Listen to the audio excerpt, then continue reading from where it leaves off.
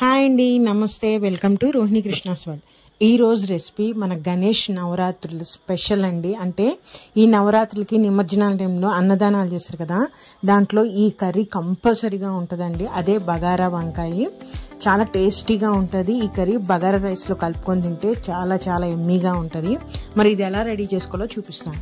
First నేను ఇక్కడ ఒక 3 స్పూన్ల పల్లీలు, 4 స్పూన్ల నువ్వులు తీసుకొని నూనె లేకుండా మనము వేయించుకొని పక్కన పెట్టుకోవాలండి. అంటే చల్లారి పెట్టుకోవాలి. చూసారా, ఈ విధంగా ఒక్క చుక్క కూడా నూనె వేయకుండా నేను డ్రై రోస్ట్ చేసుకొని చల్లారి పెట్టుకున్నాను. మనం గనక ఎక్కువ క్వాంటిటీ చేసుకొని పెట్టుకుంటే ఒక డబ్బాలో ఎప్పుడు కావాలంటే అప్పుడు చిటికలో ఈ కర్రీ చేసేసుకోవచ్చు. ఎందుకంటే ఇది వేయించుకోవడం కొంచెం టైం పడుతుంది కాబట్టి ఆ టైం సేవ్ చేసుకోవడానికి, లేదా అప్పటికప్పుడైనా మనం రెడీ చేసేసుకోవచ్చు. ఈ విధంగా కాకపోతే పల్లీల కన్నా నువ్వులు ఎక్కువగా ఉంటే కర్రీ అనేది టేస్ట్ బాగుంటుంది. సో ఇప్పుడు వీటిని నేను గ్రైండర్లో మిక్సీలో ఫైన్ పేస్ట్ చేసుకుంటాను. చూసారా, ఈ విధంగా ఫైన్ పేస్ట్ చేసుకొని పక్కన పెట్టుకోవాలి. అలాగే ఈ కర్రీకి గ్రేవీ కోసం ఇక్కడ నేను మీడియం సైజు ఉల్లిపాయలు ఒక 2 తీసుకున్నాను. అలానే ఒక 1/2 కేజీ టమాటాలు తీసుకొని వీటిని కూడా మనము గ్రైండ్ చేసుకోవాలండి. అప్పుడు కర్రీ అనేది మనకి స్మూత్ పేస్ట్ లాగా బాగుంటుంది. మనం ముక్కలు కట్ చేసి వేసే కన్నా ఇలా పేస్ట్ చేసుకోవాలంటే మరి ఫైన్ పేస్ట్ అవసరం లేదు, జస్ట్ కోర్స్గా మనం గ్రైండ్ చేసుకున్నా సరిపోతుంది. ఇప్పుడు మెయిన్ కర్రీ స్టార్ట్ చేద్దాము. ఈ కర్రీలో మెయిన్ ఇంగ్రీడియంట్ వంకాయలు కాబట్టి చూసారా, నేను ఈ టైప్ ఆఫ్ వంకాయలు చూస్తున్నాను. ఈ వంకాయలు చాలా టేస్టీగా ఉంటాయండి. ఈ విధంగా చిన్న సైజులో ఉండాలి, లేతగా ఉండాలి, అలానే ఫ్రెష్గా ఉండాలి వంకాయలు. తొడిమి గనక మనకి మంచి లైట్ గ్రీన్ కలర్లో గనక ఉంటే అది చాలా ఫ్రెష్గా ఉన్నట్టు. అట్లానే చిన్న సైజులో తీసుకుంటే లేతగా ఉంటాయండి. ఇలాంటి కాయలు సెలెక్ట్ చేసుకుంటే కర్రీ అనేది చాలా బాగుంటుంది. సో ఇప్పుడు వీటిని ఏం చేద్దామంటే ఫస్ట్ కడిగేసేసుకొని మనం తడి లేకుండా కాయలు రెడీ చేసుకోవాలి. తడి ఉండకూడదండి. తడి ఉంటే మనం ఆయిల్లో వేసినప్పుడు అది పేలి మన మీదే వస్తుంది. కాబట్టి తడి లేకుండా తుడిచిపెట్టేసుకొని ఇప్పుడు వీటిని గుత్తి వంకాయకి ఎలా అయితే మనం 4 ముక్కలుగా ఎలా కట్ చేస్తామో ఆ విధంగా వీడియోలో చూపిస్తున్నట్టుగా కట్ చేసుకోవాలి. తొడిమి చివరి వరకు కటింగ్ చేయకూడదు. చేసి ఈ విధంగా పుచ్చులు ఏమైనా ఉన్నాయా లేదా కాయ ఏమన్నా ముదురుగా ఉందా 2 చూసుకోవాలి. అలాగే ఏమైనా ఉంటే ఆ కాయలను తీసేసేయాలండి. మనము పుచ్చులున్నా ముదురుగా ఉన్న కాయలను తీసేసేయాలి. ఈ విధంగా కాయలన్నీ కట్ చేసుకొని పక్కన పెట్టుకోవాలి. ప్రతి కాయ చెక్ చేసుకోవాలండి మనము. పుచ్చులున్నా ముదురున్న కాయలు వేసినా కూడా కర్రీ టేస్ట్ ఉండదు. సో ఈ విధంగా నేను ఫస్ట్ అన్ని కట్ చేసి పెట్టేసేసుకుంటున్నాను. ఇప్పుడు కర్రీ స్టార్ట్ చేద్దామండి. దీనికోసం నేను అంటే కర్రీ దేంట్లో అయితే రెడీ చేస్తామో ఆ గిన్నె పెట్టేసేసుకొని ఫస్ట్ దీంట్లో నేను ఒక 4 టేబుల్ స్పూన్లు అంటే మనం ఇప్పుడు వంకాయలని ఫ్రై చేయాలి. దానికి సరిపడా మనము ఆయిల్ వేసుకోవాలి. మళ్ళీ తగ్గితే లాస్ట్లో కొంచెం వేసుకోవచ్చు. సో మీరు ఫస్ట్ కొన్ని వంకాయలు ఈ విధంగా వేసుకుంటూ మనము ఫ్రై చేసుకోవాలండి. అన్ని వంకాయలు ఒకేసారి వేయనవసరం లేదు. పట్టినన్ని వంకాయలు వేసేసుకొని అన్ని వైపుల వంకాయలు తిప్పుకుంటూ మనము వంకాయలు చక్కగా కాలే వరకు మనము ఫ్రై చేసుకోవాలి.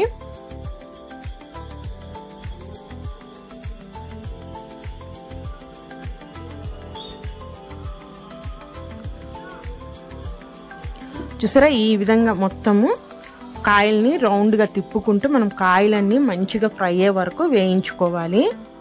ఈ విధంగా వేయించుకొని కర్రీలో వేసిన ఉడికి వంకాయ అనేది సాఫ్ట్గా ఉంటుంది. లేదంటే ఒక వంకాయలు గట్టిగా ఉంటాయండి, అవి తినబుద్ధి కాదు.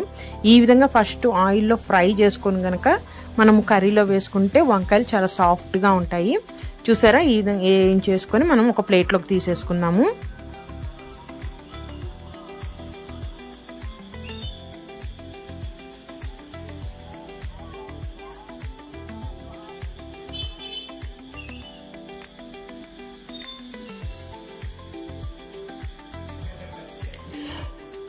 ఈ విధంగా మిగిలిన ఉన్న వంకాయలను కూడా మనం వేయించేసుకోవాలండి.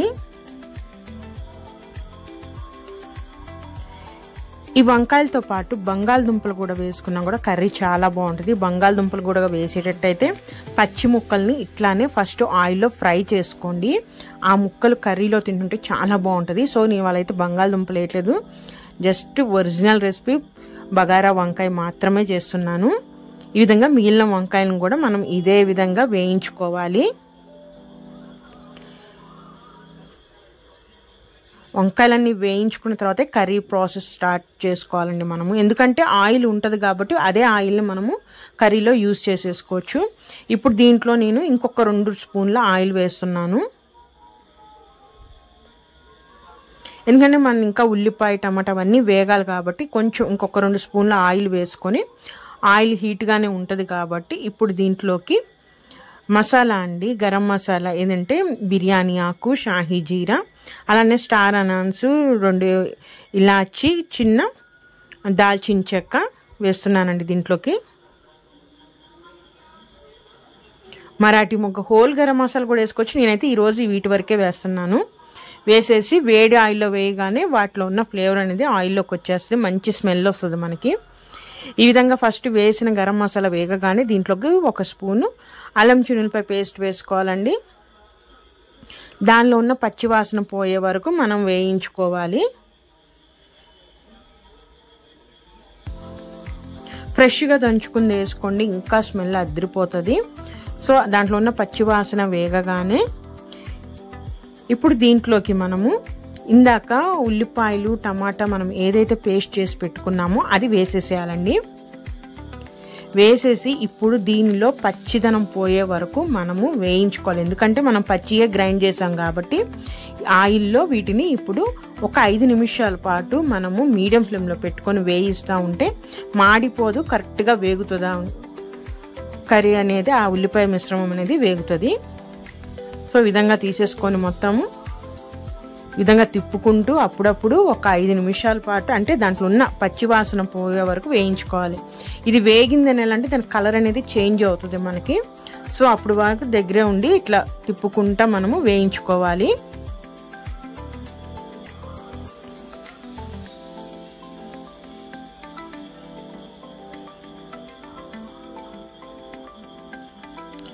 చూసారా, ఒక 5 నిమిషాలు వేగానే కలర్ కూడా చేంజ్ అయింది కదా. సో ఇప్పుడు ఆ ఉల్లిపాయ టమాటా మిశ్రమం అనేది వేగిపోయిందండి. ఈ విధంగా వేయించేసుకున్న తర్వాత ఇప్పుడు దీంట్లోకి మనము పల్లీలు, నువ్వులు గ్రైండ్ చేసుకున్న మిశ్రమం ఉంది కదా, ఆ మిశ్రమం వేసేసేయాలి. ఒకేసారి వేయకుండా కొంచెం కొంచెం వేసుకుంటూ మిక్స్ చేస్తూ వేసేస్తే ఉండకట్టకుండా ఉంటుంది. ఎందుకంటే పల్లీలు నువ్వులు వేయగానే ఎమ్మటే అంటే థిక్గా అయిపోయింది కర్రీ అనేది. సో అందుకని కొంచెం కొంచెం వేసేసుకుంటూ ఇట్లా మొత్తం మనం కలిపేసేసుకున్నామంటే కర్రీ అంటే ఆ ఉల్లిపాయ దాంట్లో బాగా కలిసిపోయింది. ఇది వేసుకున్న తర్వాత కూడా మనము కలుపుకుంటూ మూత పెట్టేసుకొని మీడియం ఫ్లేమ్లో ఒక 5 నిమిషాల పాటు వేయించుకోవాలండి. దాంట్లో కూడా పచ్చివాసన ఉంటుంది. ఈ లోపు నేను చూసారా చిన్న రెబ్బ అంతా చింతపండు తీసుకొని నానబెట్టుకుంటున్నాను. అది వేగే లోపు ఈ చింతపండు నానపోయిద్ది మనకి. ఒకసారి మూత తీసి చూద్దామండి. ఇప్పుడు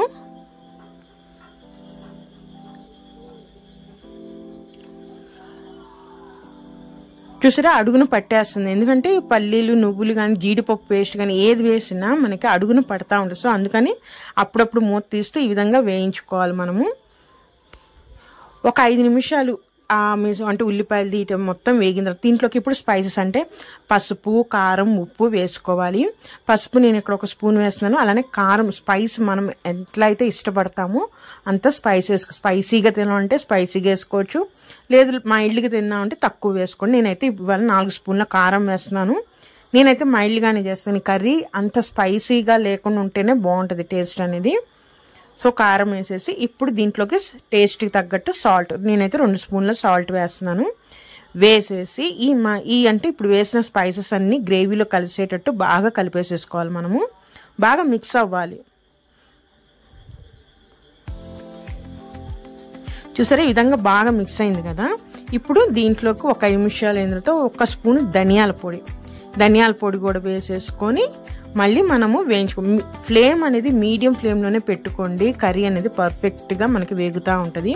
సో గ్రేవీ అనేది చాలా చిక్కగా ఉందంటే చాలా థిక్గా ఉంది కాబట్టి నేను వాటర్ పోసుకుంటే నాకు కావాల్సిన కన్సిస్టెన్సీ వచ్చే వరకు వాటర్ ఇట్లా విధంగా పోసేసుకొని చూసారా మూత పెట్టేసి మళ్ళీ మనము ఒక 5 నిమిషాలు మగ్గిద్దామండి. ఎందుకంటే ఈ పసుపు, కారం అన్నీ పచ్చి వేసాము, అవన్నీ మన గ్రేవీలోకి మిక్స్ అవ్వాలి కాబట్టి ఒక 5 నిమిషాలు మనం మీడియం ఫ్లేమ్లో పెట్టి ఈ విధంగా మూత పెట్టి మగ్గిద్దాము. ఈ లోపు ఈ చింతపండు నానిపోయిందండి. ఈ చింతపండు రసం తీసేసుకుందాము. ఎక్కువ ఉండకూడదు, ఉండనట్టుగా ఉండాలండి పులుపు. అప్పుడే గ్రేవీ టేస్ట్గా ఉంటుంది. అసలు వేయకుండా ఉండకూడదు, ఎక్కువ వేసేయకూడదు. సో ఇప్పుడు మూత తీసి చూద్దాము.